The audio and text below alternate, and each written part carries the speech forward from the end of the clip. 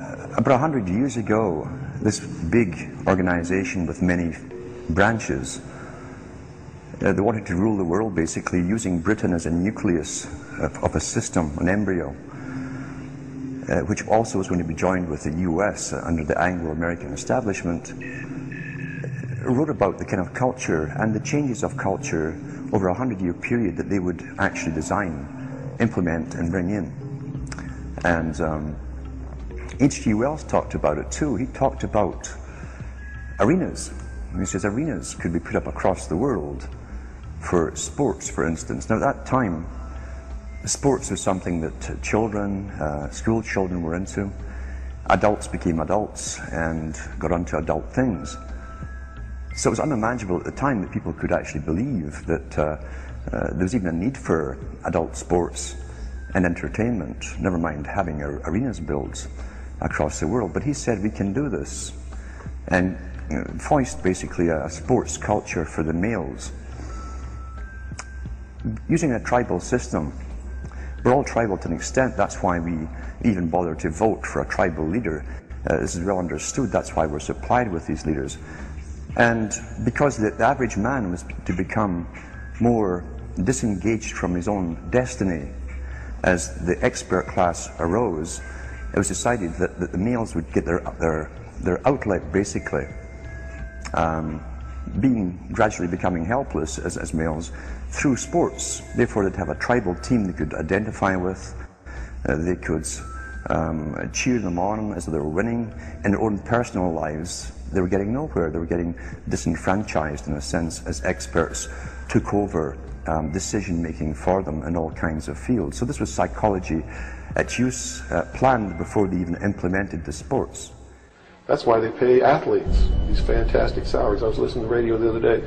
They just contracted to pay one player on one team $6 million a year. Can you believe this? And why is that? It's the Roman circus. What does the emperor do when the people become restive, and when the people are asking questions, and when the people don't like the policies of the emperor? He sends them to the circus. He creates a circus. He builds a giant coliseum. And he begins to throw the Christians to the lions. And he has great chariot races and football games and basketball games, all to keep the idiots preoccupied with things that don't mean anything in the scheme of the entire world,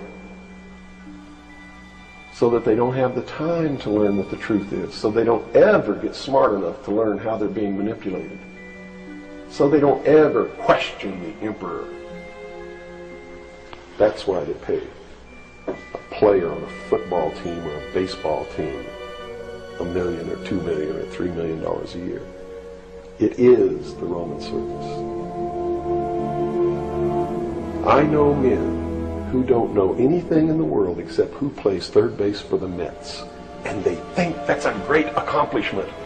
And they meet and pat each other on the back and bond and go have cocktails and talk about what this guy that plays third base for the Mets did in last night's game. It's sad. It's really sad. When radio came along, of course, they used that to the maximum. Sports for the men, soaps basically for the women, and then in came television, as I say, with its alpha state, its hypnotic state. And sure enough, around the 1960s, really, 50s and 60s, it took off. It really took off. And men became glued on Saturday nights to the sports shows. A culture industry, which is called by its own the culture industry. The Soviet Union had a department called the culture industry. Their actors and directors were called the cultural leaders,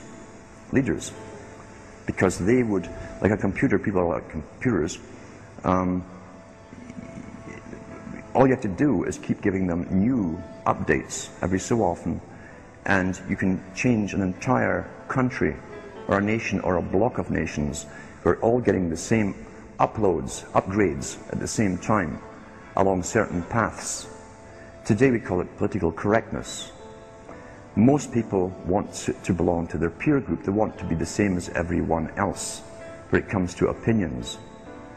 In fact, they judge their own personal sanity by bouncing ideas off their neighbours and friends who will answer back and agree on these same topics in kind. It doesn't matter if the topics or what you're given are facts or utter nonsense, as long as everyone agrees at the same time. You'll say, well, I'm sane, and your friends will all agree because they've had the same information given to them. If it's on TV and a famous face says something, then it must be true. He doesn't have to show you facts or anything else. You've been brought up with these faces. That's why they keep these guys on television into their 70s and 80s. You've grown up with this father figure who's on television every night at 6 o'clock, in your house, in your room, staring right at you. And he's a father figure. Would he tell you a lie? So you naturally never suspect him. And this same man will lead you through new topics. He'll introduce experts on the topics. They'll have a little summary at the end of every talk, and you are now left with the conclusion that's presented to you. You don't arrive at it, it's given to you, and it's good enough for you. We're programmed today perfectly, just like machines.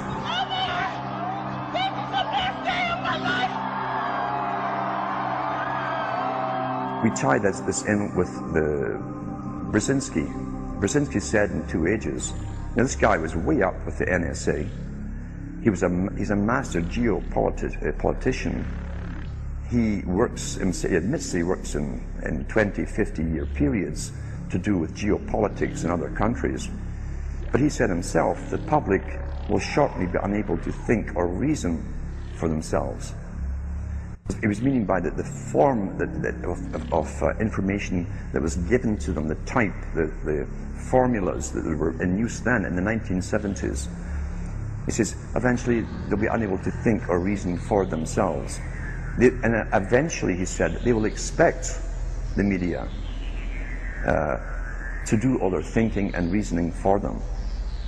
Well, that's happened today.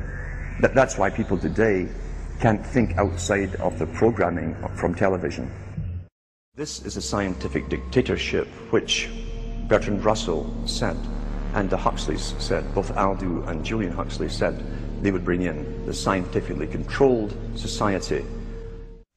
Is there any room in a kind of society where these manipulations are not taking place for this type of entertainment or any type of entertainment at all?